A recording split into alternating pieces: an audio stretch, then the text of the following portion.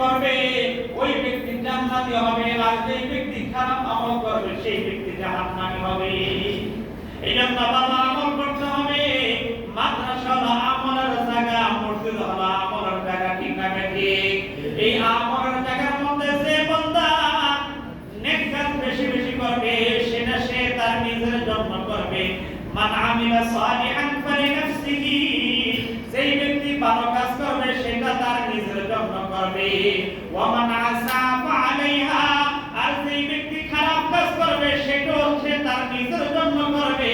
ওয়া মা রাব্বুকা বিযাল্লামিন লিল আবিদ, আল্লাহ বলেন আমি কোন বান্দার উপরে কোন জুলুম করব না। বান্দা যেমন আমল করবে তেমনই বান্দা পাবে। বলেন সুবহানাল্লাহ। যেই সাকারনা ওই সাবারনা না মানে তো মরকে দেখ, জান্নাত में है जहन्नम में है না মানে তো মরকে দেখ। যেমন কর্ম তেমনই ফল পাবে। মসজিদে এসে যে যেরকম আল্লাহর কাছে কাঁদবেন সেরকম পাবে। মসজিদে এসে দুনিয়াবি কথা বলবেন, সব নিয়ে যাইতে পারো না, আযাব নিয়ে যাবেন, গজব নিয়ে যাবেন, অভিশাপ নিয়ে যাবেন।